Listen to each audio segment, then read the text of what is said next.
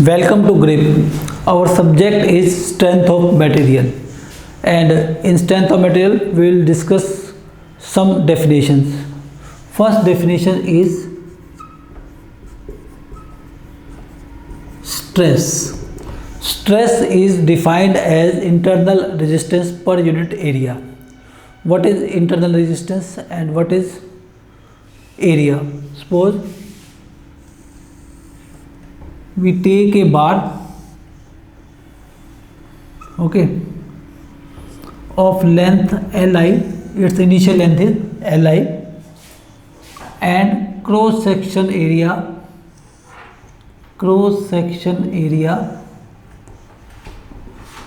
Ai, and we apply an equal and opposite load P on it, which will try to extend it. Okay, suppose this is our extension. This extension can be permanent, it can be temporary. Okay, now this extension will be resisted by the internal resistance or strength of material. Suppose the material resists this deformation by applying internal resistance P. Okay, then this bar will comes back to its original position when the P is applied by the material. Okay, so this internal resistance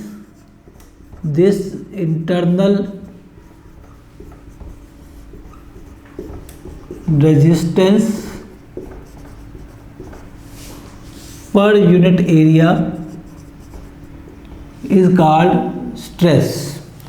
So in this case the P internal resistance is equal to P applied force.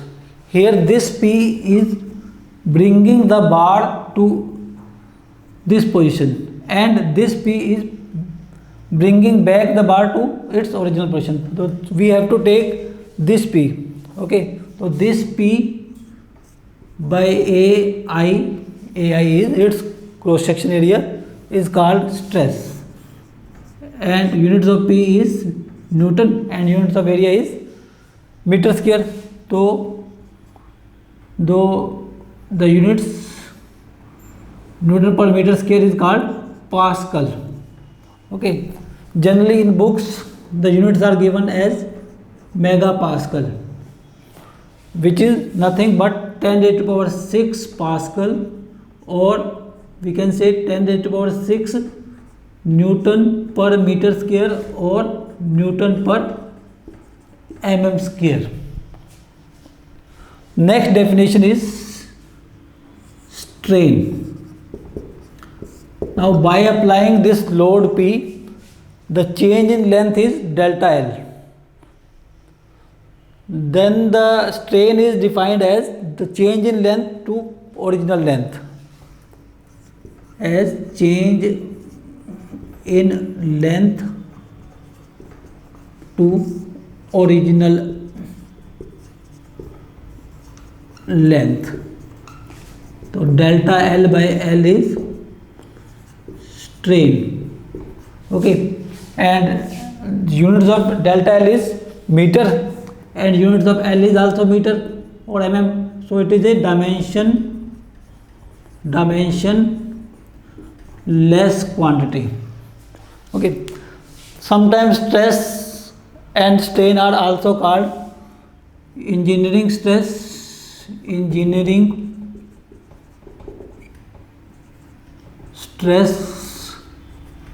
or conventional stress.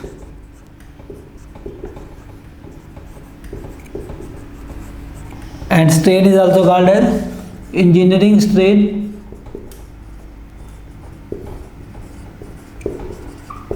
or conventional strain. Okay, so this is about simple stress and simple strain. There is also called as true stress and true strain. What is true stress and true strain? We'll define these two quantities also. In simple stress, we have assumed that the stress is internal resistance per unit initial area. Okay, but when we apply load, suppose this is our bar. Okay,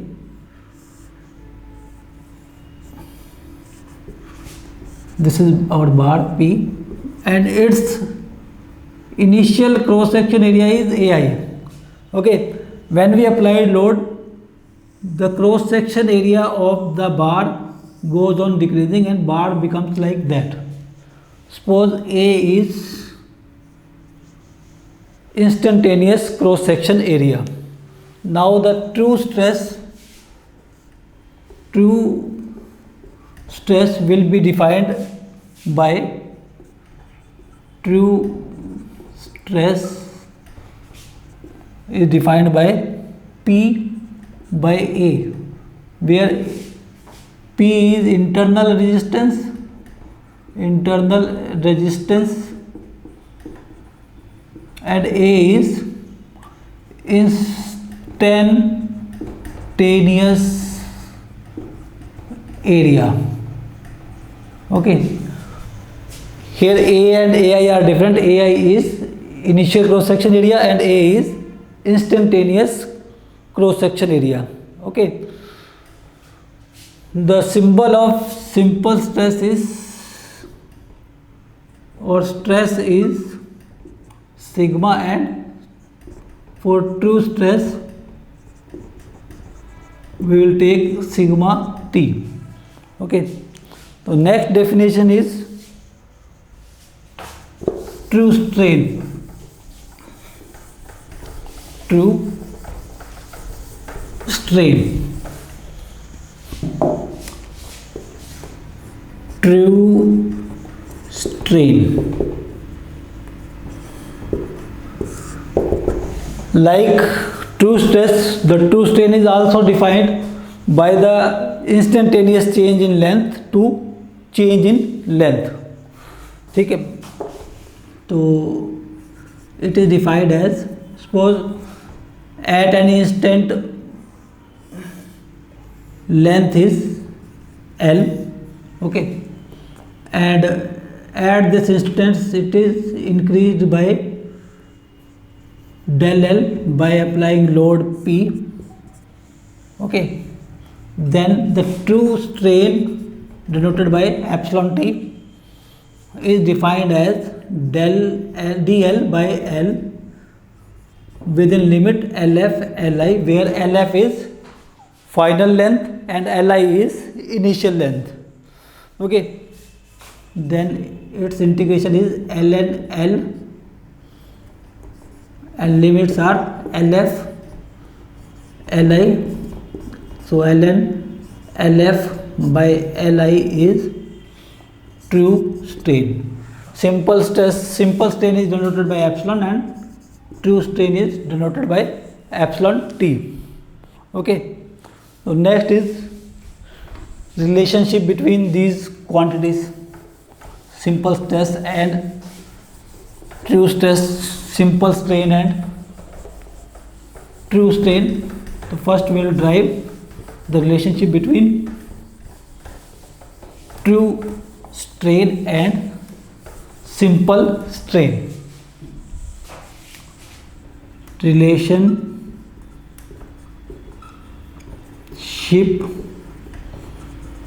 between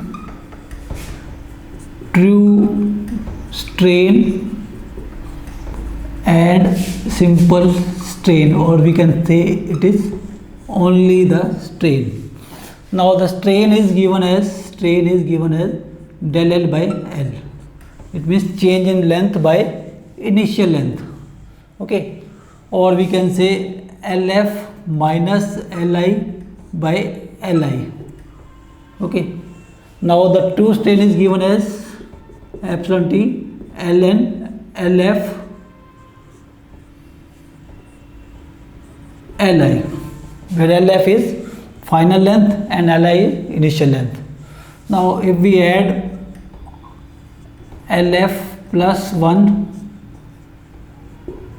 minus 1, then it will become ln lf minus li by li plus 1. So this quantity is same as this, so we can write ln epsilon 1.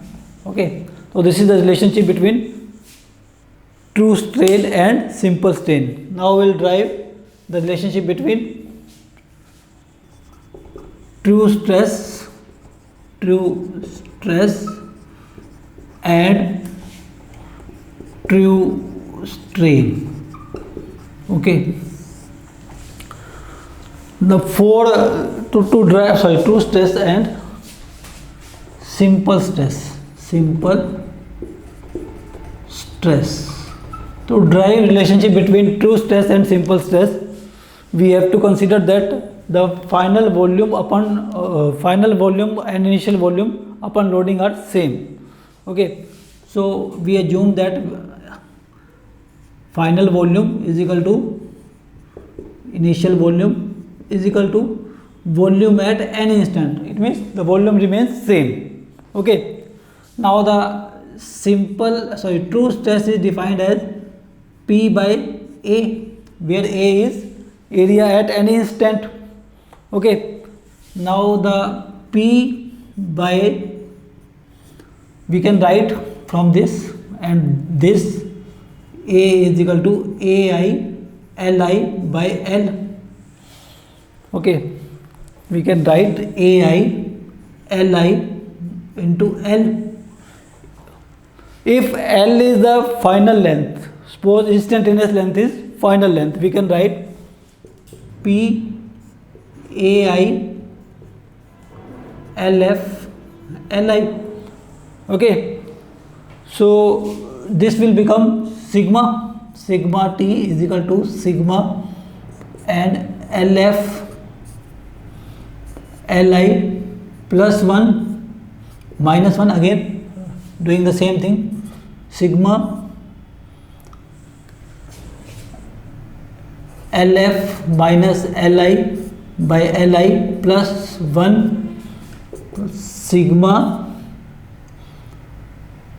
epsilon 1 plus A. So this is the relationship between sigma T is equal to sigma 1 plus epsilon between stresses, and this is the relationship between strain.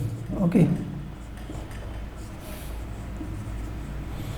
so it is 1 and it is 2. So the next topic is, so we have discussed the definitions. The next topic is, we have discussed the definitions stress, strain, true stress and true strain. Now we will discuss the stress strain diagram or stress strain curve. The stress strain diagram is obtained from universal testing machine, and it is actually a load and extension diagram.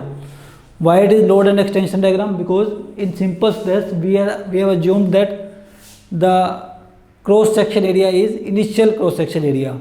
So if we divide this P by a constant, which is constant, and if we divide del L by initial length, which is constant, it will become strain. So stress strain diagram is nothing but load extension diagram obtained from universal testing machine. Okay, generally the stress strain curve is drawn for mild steel, because mild steel gives all the critical points like elastic limit, proportional limit, yield point, lower yield point, upper yield point, fracture point. So it gives a detailed analysis. That's why the mild steel is chosen as testing material. So start studying the graph. So at initial position, when there is no load, there is no extension. This point is represented by Point A. When the load is increased, the extension takes place in proportion to load. Okay, suppose this behavior is continuous up to point A. Okay, where the load up to which the load is proportional to extension, or extension is proportional to load. So the point A is called proportional limit. Okay, so up to point A the stress is directly proportional to strain. Okay, so if we further increase the load up to point B, the behavior of the material is not linear, so it is slightly a curved part. Okay, suppose this, but this is suppose a curve. Okay, but the material on removal of load, the material regains its original shape and size. It means if we apply load P, okay, and it extends by del L, if we remove load, it will bring, the internal resistance will bring back the material to its original position. So this behavior is continuous up to point B. So B is called elastic limit. B is called elastic limit. Generally, in most of the material, A and B points are same. Okay, it means the proportional limit and elastic limits are same.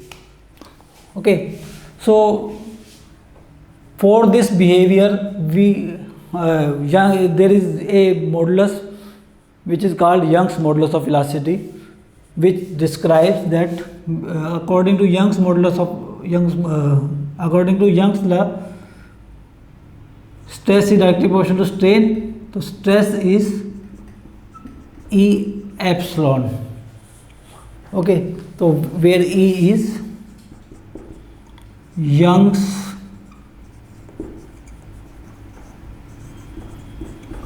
modulus.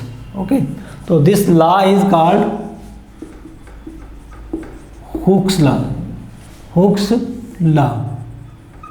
So actually the Hooke's law is valid up to A, but in most of the material A and B are same point, so we can say this Hooke's law is valid up to point B. If the question is like that, the Hooke's law is valid up to, options are suppose proportional limit, elastic limit, proportional limit, elastic limit, yield point or fracture point. So you have to select the option proportional limit. If a proportional limit is not in the option, then you can select elastic limit. Okay, so actually the Hooke's law is valid up to, Hooke's law is valid up to elastic limit. So up to proportional limit, because A and B are same, so we can say it is, so A and B are same, we can say it is valid up to elastic limit. Okay, so we have discussed we have reached up to point B. On further increase in load, after point B, there exists permanent deformation. It means on increasing load, the metal will not bring back to its original position. Okay, so it will start deforming permanently. So the graph is like that. Okay, suppose there is permanent deformation up to point C, on increasing load. Okay, so at point C, if we want to increase deformation, okay, at point C, if we want to increase deformation, we do not have to increase load. It means at the same load there will be permanent deformation. At the same load there will be permanent deformation. So the point C is called upper yield point. Okay, so upper yield point is defined as keeping the same load and gaining extension. Load is same and extension is obtained. Okay, so upper yield point is defined by the same load. Okay, now if we decrease the load at point C and reach up to point C dash, okay, then the extension remains same up to point C dash. If we further decrease the load, the graph will be like that. Okay, so C dash point is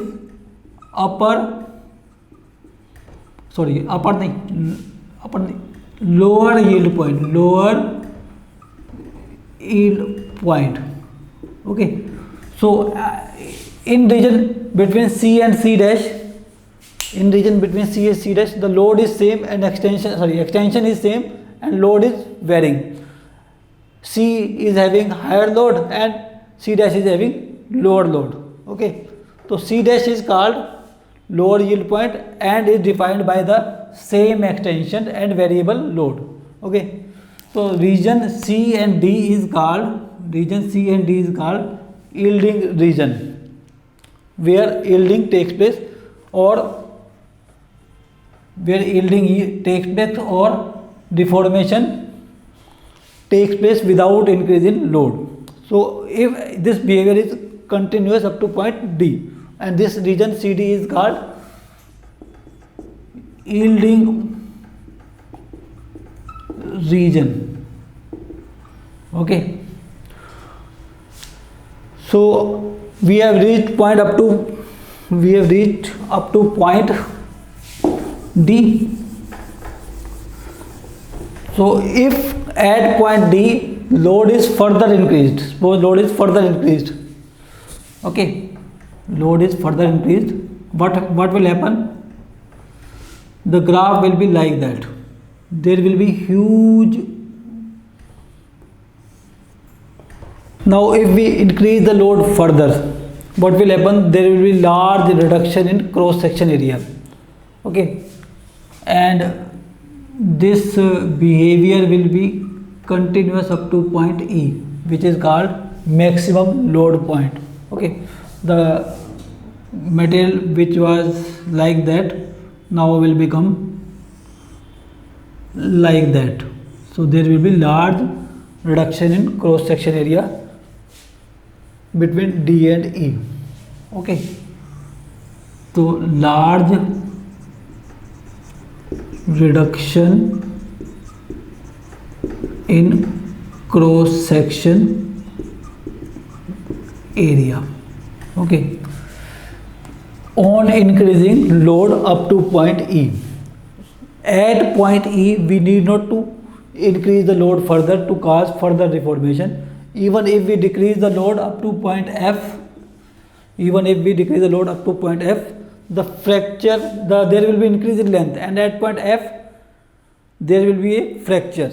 Okay, so E is called maximum stress point or ultimate stress point, and F is called fracture point.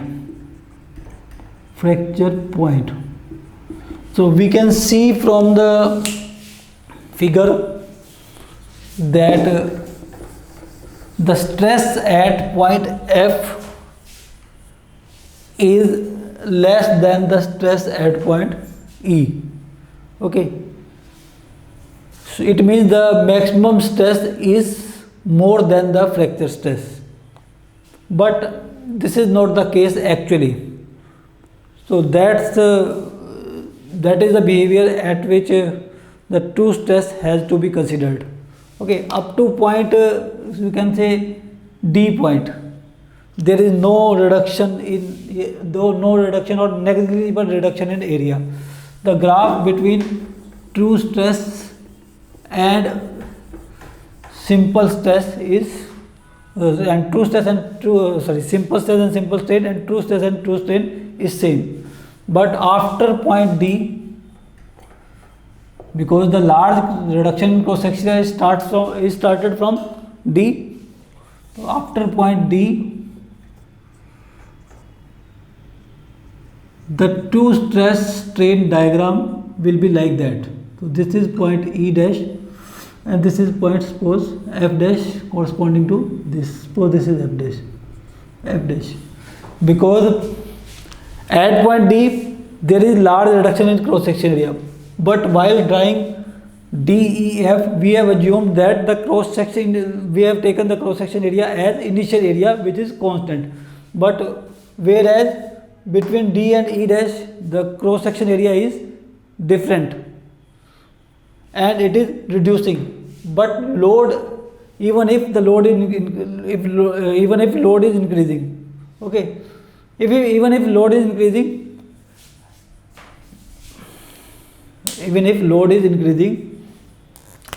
so actually the A, B, C, D, E, F is load extension diagram, whereas A, B, C, D, E dash, F dash is true stress true strain diagram. So true stress is defined as P by A, and simple stress is defined as P by AI. Here we have taken AI. AI is more than A, and here suppose we take A as 50 mm square and AI as 100 mm square. It means the stress will be sigma T at point E. Suppose at point E we have taken A as 50 mm square and AI as 100 mm square. So sigma T will be 2 times sigma. Sigma T will be 2 times sigma. Okay, so clearly the stress at point E is more than at point E dash, and similarly the stress at F is less than stress at F dash. So this is the about stress strain diagram.